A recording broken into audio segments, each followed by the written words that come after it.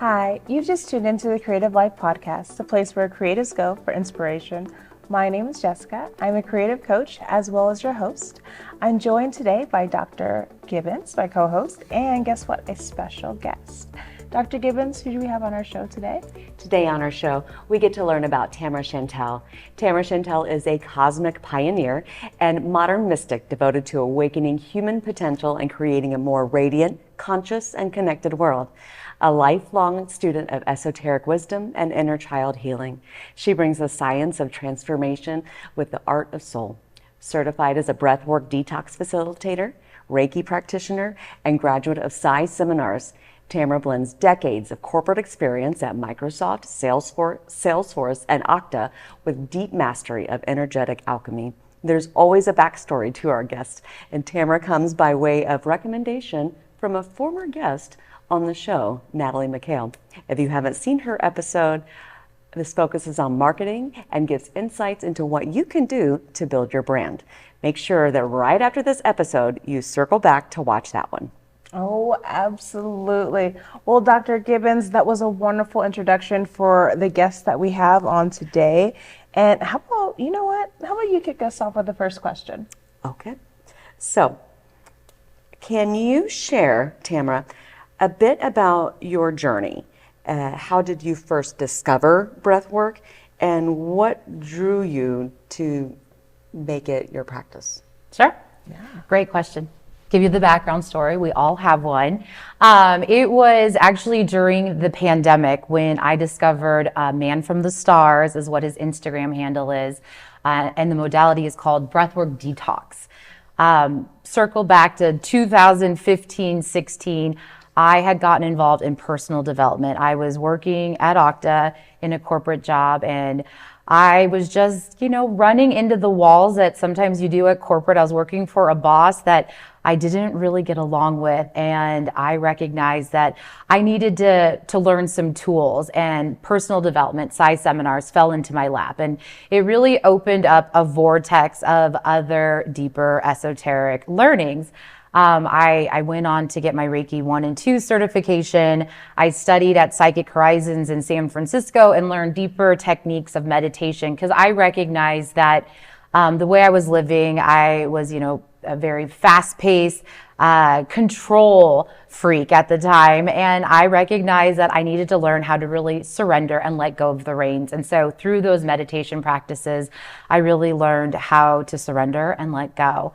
And along the journey, as I continued to add different tools and techniques to my belt, that's when I discovered Man from the Stars. I was in the middle of making a pretty big life decision. We had been sent home during the pandemic.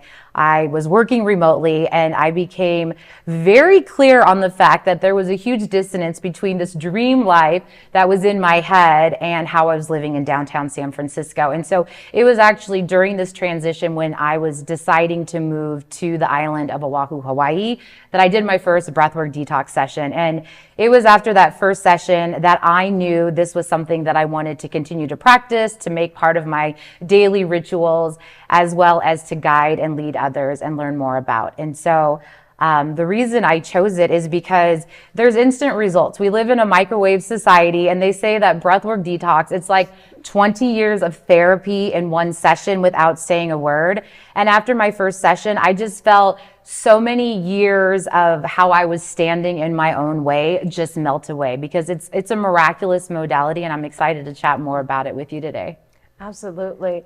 And I think for the creatives at home that are listening to this, there are so many things that you're going to be able to pull from this, regardless of what your artistic modality is. I believe that, like just what you're saying, you're talking about blockers, you're talking about the environment that you're in, you're talking about external factors. Like, we couldn't control COVID-19, but you're talking about things that can translate to anyone on the journey. So I challenge you at home to really dig in. For me, I like to take my shoes off sometimes and just ground myself. But ground yourself and listen. And I think that there's going to be something special here. Okay, I'm already fangirling at the very beginning. So for those at home that may have never even heard this before, what does breathwork mean to you personally? And because there's just so many different interpretations, you're going to go to ChatGPT and probably come up with in different things. But in your experience, what does that mean? Yeah.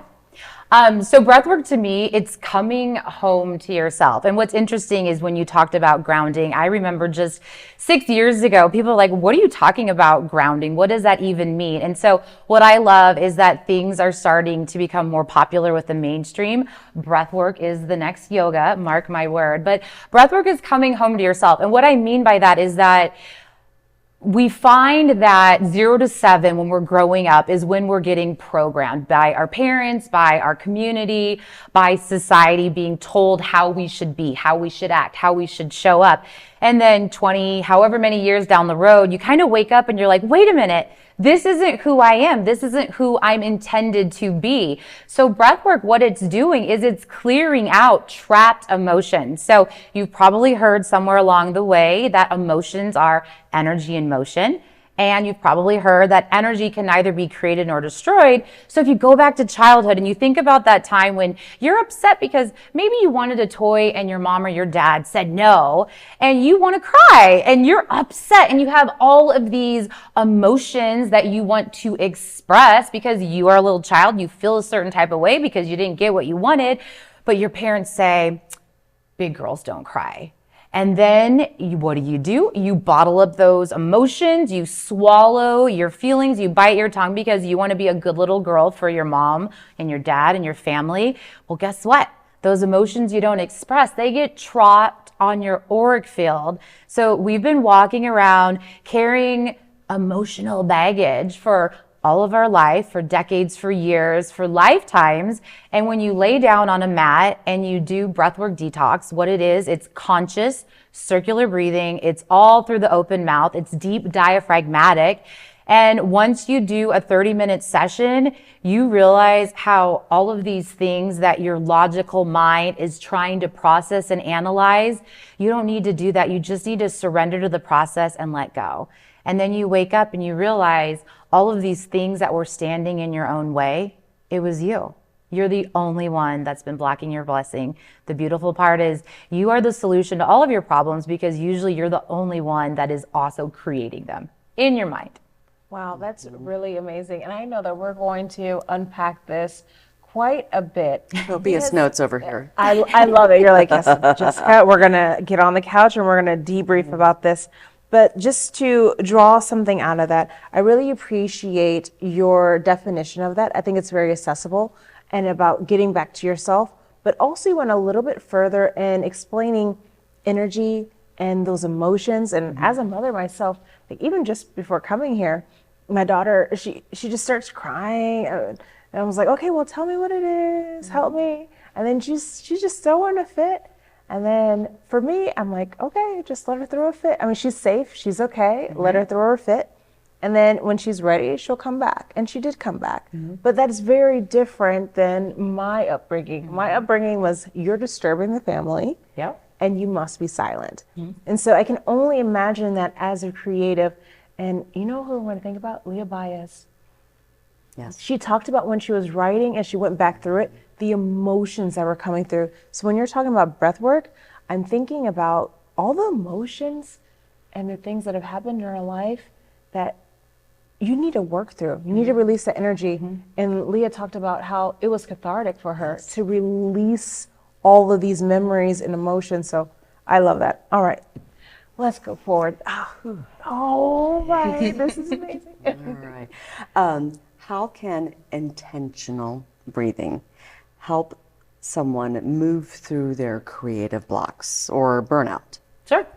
So burnout isn't just your mind blocking you from whatever it is you're wanting to do. It's your body. Everything is held and trapped in the body. You maybe have heard the body keeps the score. So those emotions that are left unexpressed, they get stored in the body. And so the body is the compass. The feelings are telling you something. They're messengers. So the feelings are coming to you to be expressed and not to be judged. And I know as a child, you're judging, emotions like joy is good and crying and being sad is bad. But that's the problem with human nature is we label things as good or bad instead of just being what they are and being neutral about it. And so whatever emotion is coming up or feeling that needs to be expressed is signaling whether a person, place, a thing, or a situation is making your body feel unsafe. And the only thing as a human that we need to do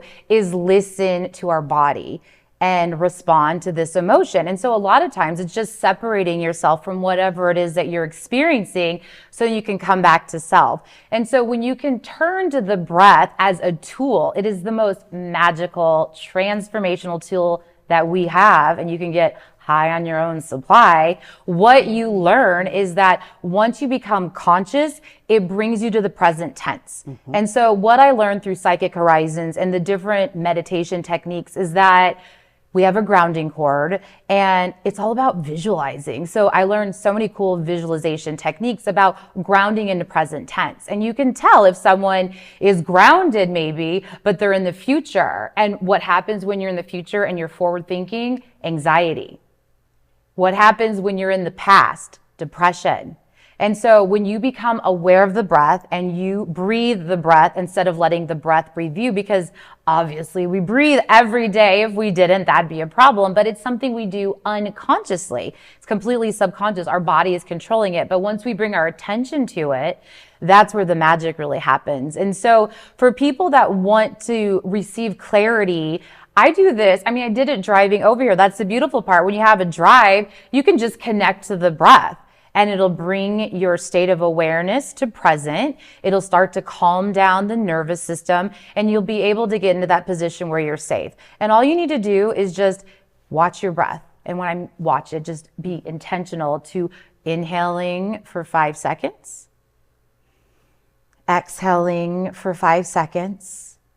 And when you start to slow things down, it starts to calm the world around you. And what's beautiful about breathwork detox is that's one of the selling points about it is you're breathing on a mat for 30 minutes, but outside of reducing anxiety, stress, and depression, which we all are carrying around from working 9 to 5 corporate jobs, from running from point A to point B. Like I said, microwave society, we always want a quick fix. We're running our children around and we're never giving ourselves time to just be present with ourselves, but also heightened intuition, this little voice that a lot of us have ignored for all of our life. That little voice is always there. It's just us blocking it out. Breathwork helps connect you to that. It also gives you better clarity. So a lot of writers, they might say that they're writing and they have writer's block. Well, really what it is they have trapped energy and they just need to move it out of the way. And once they do, then those thoughts start to pop in. I know when I've done breath work, it's when you're done with the breathing and you return to a savasana state where you're in kind of a meditative state. You're neither here nor there. You're resting. Some people will say breathwork detox, so easy, no big deal. But then you ask them to lay still for 7 minutes and they want to jump out of their own skin.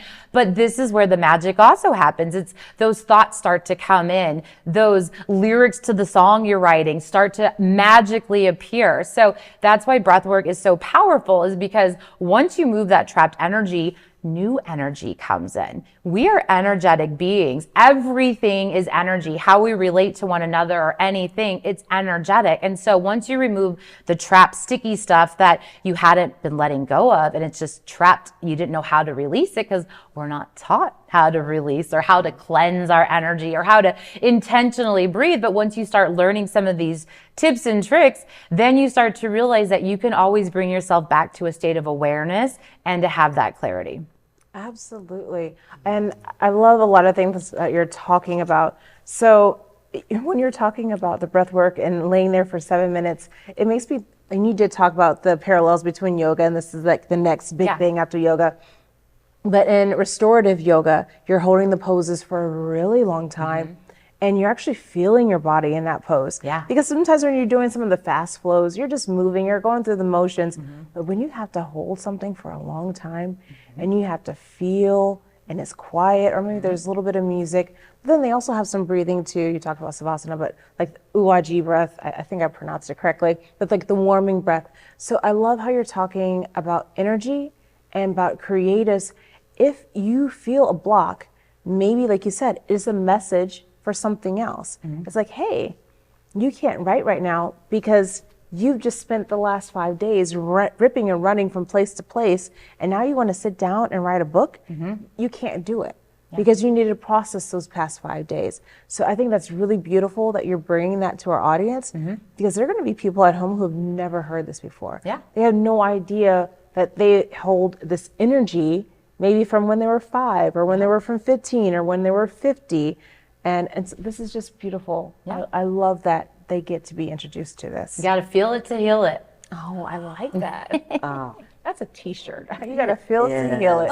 Yes. I've got a few t-shirt ideas right here. Right, I love it. right. We're going business together. So many creatives will struggle with overthinking or perfectionism. So how can breath work help quiet that inner critic? Sure. We're talking to a former people pleaser. This is definitely an area of where I always felt like I had to be perfect. And then you realize what people pleasing is. It's my attempt to manipulate your perception of me, which, as we've learned, is impossible. And it's also exhausting. And so you wake up and you realize, I think it's time to just be my authentic expression of self. So that's the first part, is surrendering. So transformation doesn't occur by forcing through. It happens in the surrendering to the process. And I know, if I'm talking to myself from 10 to 15 years ago, I'd be like, what on earth? I don't need to surrender to anything, of course, because, I had such a tight grip on the wheel. But when you surrender, that's when you're allowing life to just be what it is. And so a lot of times I say the magic is found in the mundane. And I remind myself that every day, moving back to Lincoln, Nebraska, that it isn't about the fast-paced life and going from point A to point B. It's about enjoying nature. It's about enjoying a beautiful sunrise or a sunset, or it's about listening to the wind whisper through the trees, particularly as they're turning colors and starting to fall off. Like, it's about the little things that bring us all back to being human. But as far as the perfectionist, with breathwork detox, it's a 3-part breath. So it's in through the belly, up into the chest, and then the exhale is just a release. And so when you're breathing into the stomach, this is where 80% of your immune system resides. This is where you produce serotonin. This is what makes you happy and healthy. And then as you're pulling it up into your chest, into your lungs, your body is actually microdosing tiny, tiny amounts of the world's most powerful drug called DMT, dimethyltryptamine. And when you're breathing into the lungs, this is what gives you feelings of euphoria or creativity or feeling of connectedness, oneness. And so as you are breathing, that's where your monkey mind just starts to chill out and your thoughts just kind of dissipate. 10 to 12 minute mark is when the magic starts to happen. You enter a state that's called transient hypofrontality, or the flow state. So for the creatives, those who just start writing and it's like the world disappears, or artists or athletes, or even if you're vacuuming and you're just so into whatever it is that you're doing that it seems like everything melts away, that's what happens when you're doing breathwork detox. You're on a mat, you're breathing to a magical playlist curated by me, and it's for 30 minutes, but in that 10 to 12 minute mark, you do hit a resistance. It's called breath work. The word work is there for meaning because there's a little bit of effort that you need to do. And I think that's why a lot of people are intimidated by breath work, because I say it's like yoga. So it might be like someone going to yoga for the first time. They don't know what to expect. It's scary. Well, people that have done yoga, they get comfortable with it, but it's movement, it's somatic. Breath work is also somatic, but it is a little bit of work because we don't typically breathe this way. We typically aren't breathing into our belly. We're holding it up in our shoulders. If we're working at a computer, this is where all the energy, this is paradoxical breathing, and 90% of humans are doing it this way, and it's wrong.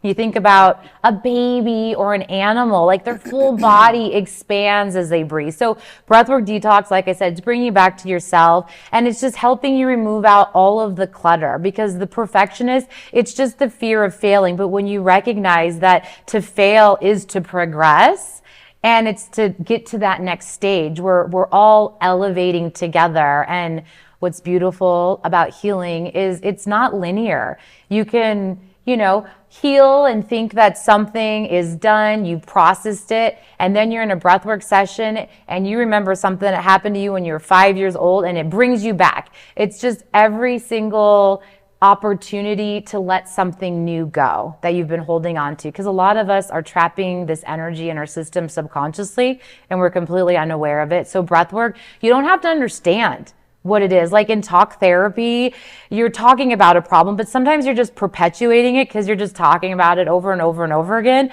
Breath work, you don't have to do anything besides just surrender and release. That's beautiful. Yeah. And I love that. And what I'm appreciating about what you just shared with us, Tamara, is that it feels accessible. Even though it's scary, because trying new things, going into new places is scary, but the way that you say it seems accessible, and the fact that this was something native to us as a child, as a baby. So it's not something that we've never done before in our life. It's something that we've rather moved away from, because you're talking about the paradoxical breathing, and I think about women too. Like when I went to somatic practitioner, you're holding your stress in your shoulders, Jessica. I'm like, oh, I didn't realize that I was doing that. She's like, breathe, pull your shoulders down. I was like, okay. But once again, you're showing us something that's already been within us. Yeah. We already have this capability. It's just reconnecting with something. Yeah. And I think that's probably the intimidating part. It's saying like, well, how do we even start? How do we even get back? But once again, you've made it more practical. And that's something that I want to take away. And what I think is so interesting is that breath is life. And yet it's something that We all take is for granted. exactly.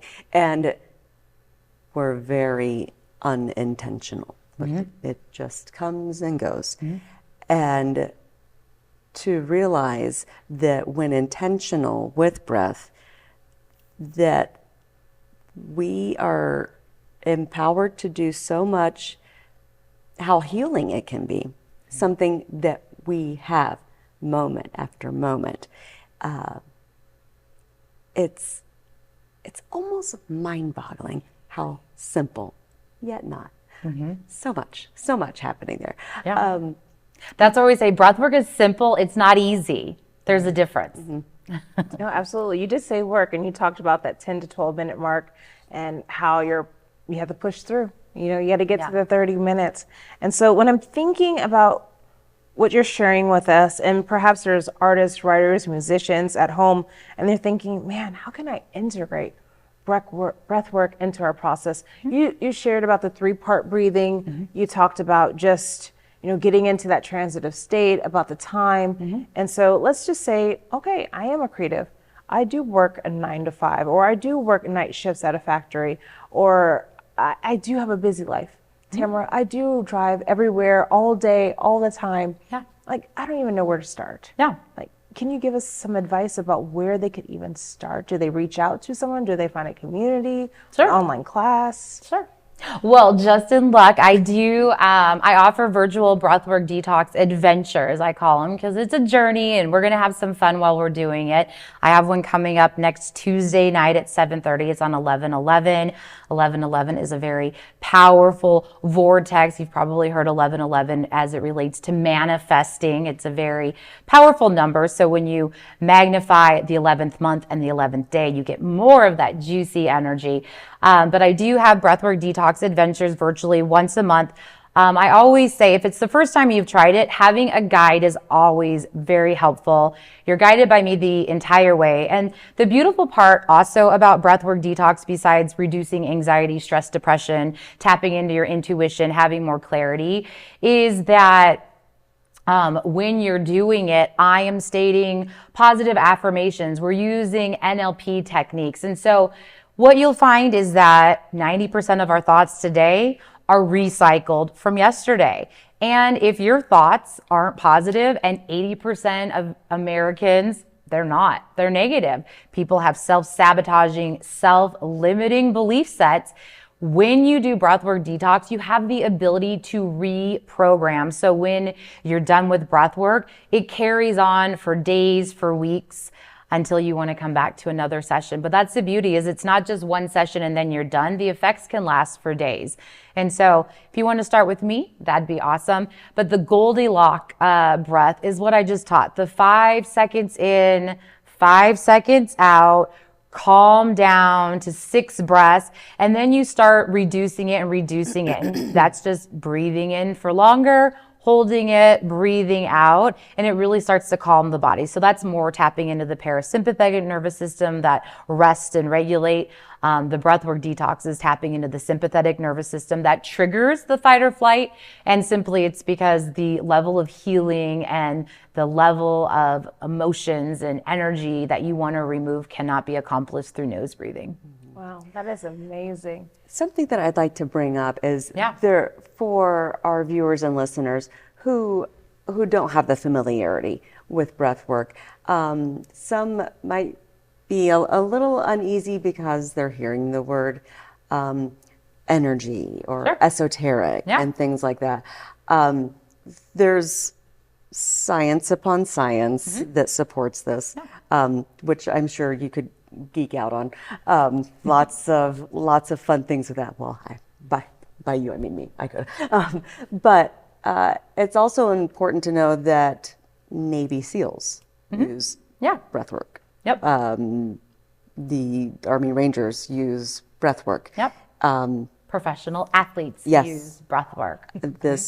And guess what? Our creatives can also use breath work Yep. because unfortunately we're at the end of our episode, but that doesn't mean that your journey ends, because Tamara, like she said, she has an online platform and business, which means that no matter where you are in the world, you can start your journey. And maybe that's what Tamara, maybe that's just what she taught you inside, breathing 5 seconds in, 5 seconds out, and slowing down. Well, we are so excited to have you on our show, and we want to thank you.